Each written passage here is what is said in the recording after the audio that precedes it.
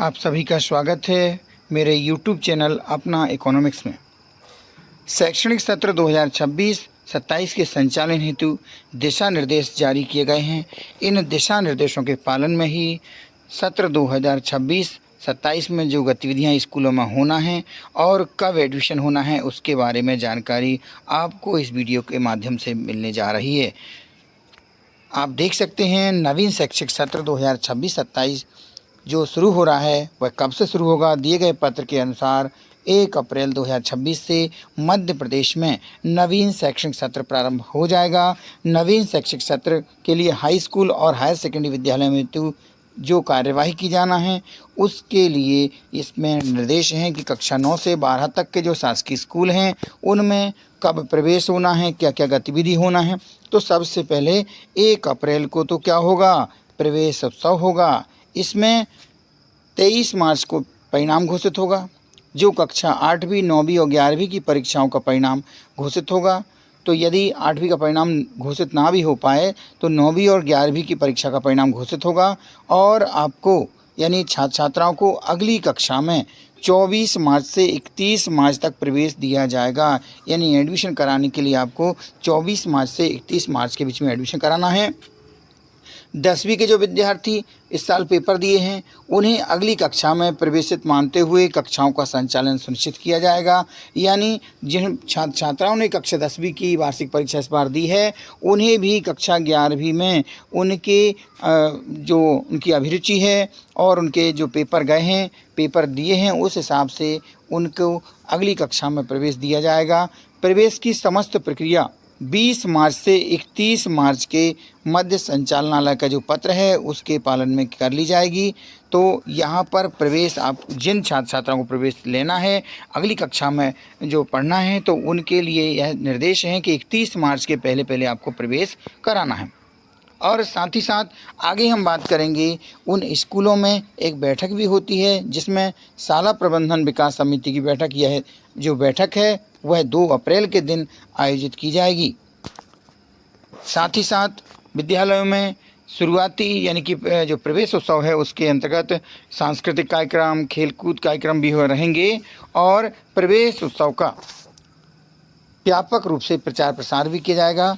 इस प्रवेश उत्सव में विद्यार्थियों की 100% उपस्थिति अनिवार्य है। यानी सभी बच्चों को जो भी कक्षा में एडमिशन ले रहे हैं, स्कूल में एडमिशन ले रहे हैं, उन्हें प्रवेश उत्सव के कार्यक्रम में स्कूल आना है। प्राचार्य के निर्देश में विद्यालय में कार्यरत सभी जो शिक्षक हैं वह अपने आसपास जो अभिभावक रहते हैं उनसे संपर्क करेंगे और विद्यार्थियों को सतत जो शिक्षण है, शिक्षण के सत्र प्रारंभ होने की जानकारी प्रदान करेंगे। उसी माध्यम में मैं भी आपको यह सूचना दे रहा हूं कि 1 अप्रैल से हमारा शैक्षिक सत्र प्रारंभ हो रहा है। इसके लिए आपको 30 मार्च तक आपको एडमिशन ले लेना है, 31 मार्च तक आपको एडमिशन ले लेना है। जो कैचमेंट क्षेत्र में आने वाले विद्यालय हैं उनके बच्चे यानी कि जो 9वीं क्लास में एडमिशन लेना है तो उन्हें 8वीं क्लास वाले बच्चे पास होकर के अपने नज़दीकी हाई स्कूल या हायर सेकेंडरी स्कूल में प्रवेश लेंगे। और साथ ही साथ शासकीय हाई स्कूल, हायर सेकेंडरी स्कूलों में जो सुविधाएं मिलती हैं उनका भी व्यापक प्रचार प्रसार किया जाएगा। जैसे कि साइकिल की योजना रहती है, आपको छात्रवृत्ति मिलती है, निःशुल्क पुस्तकें मिलती हैं, यह सब जानकारी आपको उपलब्ध कराई जाएगी।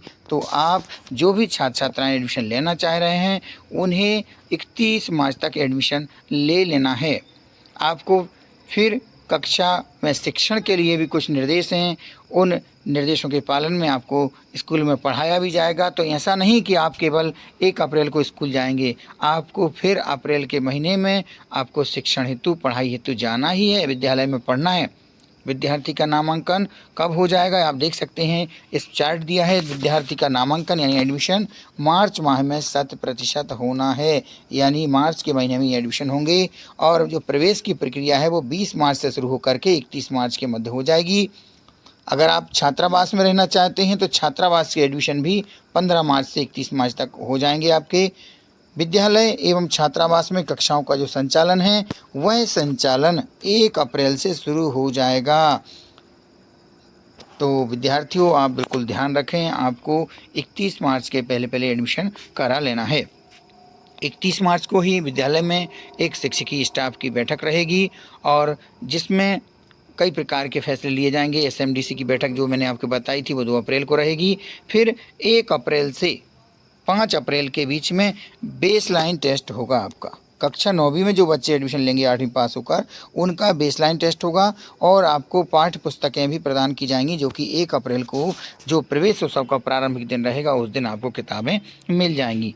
तो विद्यार्थियों, यह जानकारी आपके बहुत काम की है। आप अपने साथियों को ज़रूर बताएं कि 1 अप्रैल से पहले एडमिशन ले लेना है, क्योंकि 1 अप्रैल से स्कूल खुल जाएंगे, पढ़ाई प्रारंभ हो जाएगी। और भी निर्देश हैं, या विद्यार्थियों के लिए लागू नहीं है। बस इतना ध्यान रखें कि आपको 100% उपस्थित होना अनिवार्य है। अपना मोबाइल नंबर अपने स्कूल में देकर आएँ, ताकि एक स्कूल का जो व्हाट्सएप ग्रुप रहेगा उसमें आपको जोड़ा जाएगा।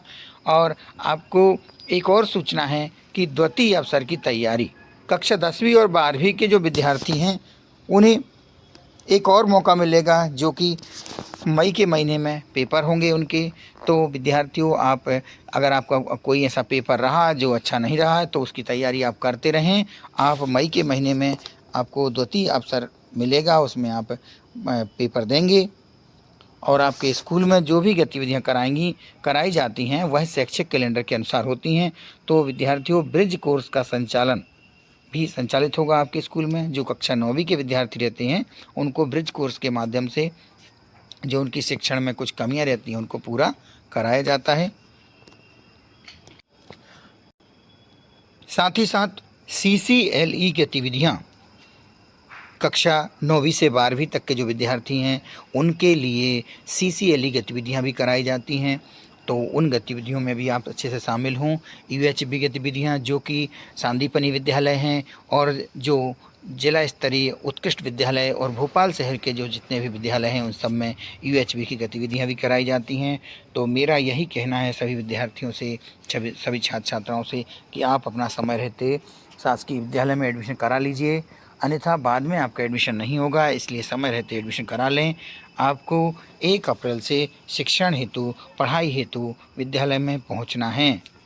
तो साथियों, अपनी इस जानकारी को आप अपने सभी पहचान वालों को ज़रूर शेयर करें, ताकि वह भी 1 अप्रैल तक एडमिशन करा लें। मिलते हैं किसी भी दूसरे वीडियो में, तब तक के लिए नमस्कार।